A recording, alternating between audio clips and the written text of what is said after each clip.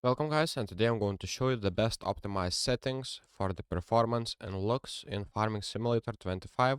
So just go to the settings, go to the graphic settings, and right here, as you can see, VSync off, just copy my settings. I set frame limit to 120, resolution scaling at 100%, and here I will scroll a little bit and you will see the other settings. So as you can see, object draw distance 90%, and as you can see, you can just copy my settings, and those settings are the best for FPS and looks, as I said. So those are optimized for low performance computers and laptops. So as you can see, the sharpness at 1 and anti-aliasing is off. Make sure those are off because those drains a lot of FPS.